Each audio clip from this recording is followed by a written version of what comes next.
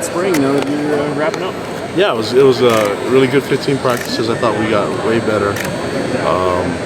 Got more comfortable. Our guys were knowing the scheme already. We were able to focus on technique and the fundamentals of football, but I was really pleased with some of the. We actually had some time to do some new install, and I think it's going to help us in the fall. And got some really good film for a lot of our new guys to watch and cut up, so that we can do a lot of install during the summer, and we can do a lot of coaching with our players, and we're going to have a lot of player run type of deals this off season, and so they have a lot of film to go back on, and once we hit August, we can be ready to roll. What's something that you know about this team now that maybe you didn't know at the end of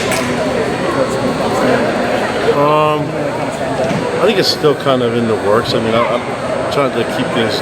I don't want to make like definite statements or anything like that. I just want to keep things progressing. I think we're getting better, and we're right on the path that I wanted to be, and our coaching staff wanted our guys to be out. I just think that the goal was to get stronger and work through our off-season phase, and in the meantime, take advantage of 15 practices and work on football. So that's why we weren't really focused on the 40-second clock or anything like that. We're focused on running the plays and doing them correctly and having the right technique. And then as we get closer to being in football shape, we'll work towards that when we get to the camp. How much does it help to have a week of practice after the spring game to work on those mistakes? Well, it's really helpful because we use it to scout our opponents a little bit and go through what we would do during the season in our regular Monday, Tuesday. And a lot of these guys haven't worked through that. Some of them come off scout teams, some of them are new this semester. And so we were able to do that and then also make some corrections that we saw that we could have, take advantage of from the spring scrimmage, the spring practice. So I think it was huge for our guys, especially the learning process. One of the goals for me, of course, was staying healthy. We wanted to get the physicality. Do you feel like you achieved not going to a couple of injuries, but you feel like overall you came through? Yeah, but I mean, it wasn't like we're so worried about injuries. That was the key. The main focus was to not disrupt our off-season conditioning and strength room.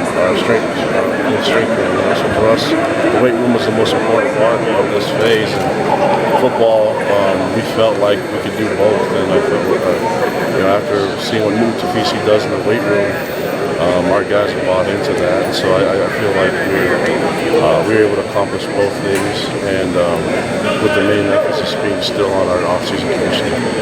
One of the other goals you mentioned was having fun as well as getting a lot of work done. You feel like you guys struck a good balance with that? Well, yeah. I mean, it's football. It's a game, and a lot of these guys have a good time doing it. And when it doesn't feel like work, that's my job. I mean, this doesn't feel like work. I get to coach a great group of young men and represent a wonderful university, so it doesn't feel like a grind. I'm just having fun, and then these guys, the game of football is fun, and then the next level, I don't know how much fun it is, but we're going to try to make it last as much as possible. You said that fans deserve a winning program and break out season. Do you feel like the state of your program right now is ready to deliver that? I don't know. I mean, it's a tricky question, but I just love the fans. That statement was made because we love our fans so much, and being a former fan myself, I'm still a fan. I was a fan before I was a football player at BYU, and definitely before I was a coach, so I side with the fans all the time, and the one thing that the fans can all be united on is winning. So let's try to win and make them happy and see what happens. But in the meantime, we're going to build this program around love and the foundation of love. Love their teammates, love their fans, love the community, love what they stand for and what they represent, and we'll see how many wins that gets us. Being a fan and a former player, what's it like to be here for Alumni Day and see all these guys come out? Oh, it's huge. I mean, this is our family. This is our the people that have laid basically the path for these young men to get to do what they have. I mean, when I played, we didn't have this indoor facility.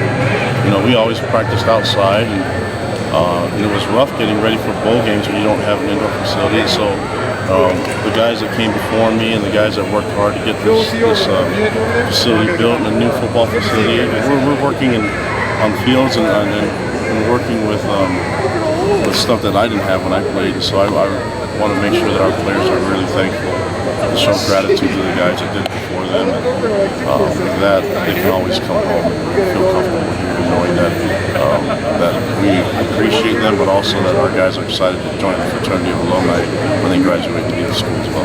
Ty said earlier that on the offense side, he feels that the guys that are here are pretty much the core, what he's gonna turn to in the fall. Would you say that's the same for the defense too?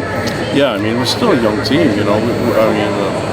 If you look at it, on defense, I don't know how many seniors we actually start, but it's not a lot of. I can name Fred Warner, Micah Hanneman, and maybe a couple D tackles, and that's you know, we have a good system in place right now with our defense and offense and special teams, and we can focus on a few other things, including depth, and making sure our depth is a little bit better, and that there's not a huge drop off from 1 to 2.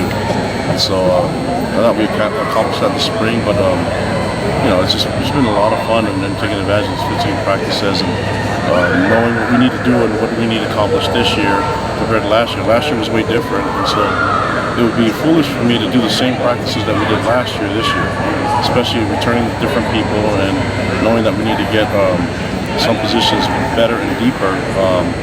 You know, we're always going to assess what we have and then adjust whatever we need to do, whether it's practice schedule or intensity level or whatever it may be. Are Tomasi and Sione Takataki still on track to rejoin the team? Yeah, that's not something I really don't have much information for you on that one. So, but let's find out when spring semester starts. Coach, what player group do you feel like was the biggest surprise to you in spring ball?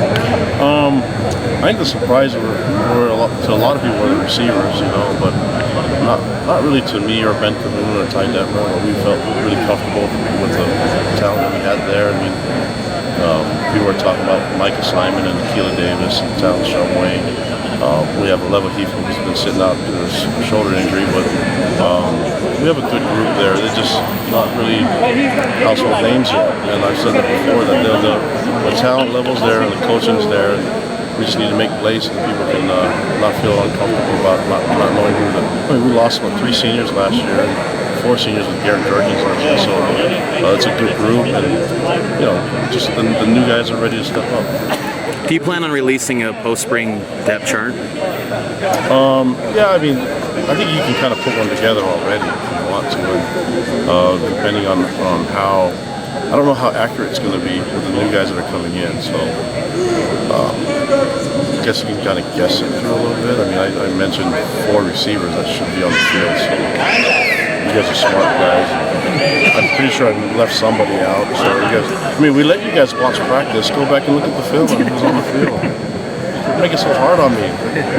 You should do your homework, right, guys, and just figure it out. A lot of guys in there. Yeah, so we may start 17 people. You never know. Like your chances. Yeah, if I can sneak on the 12th player and not have the refs notice it, that'd be great.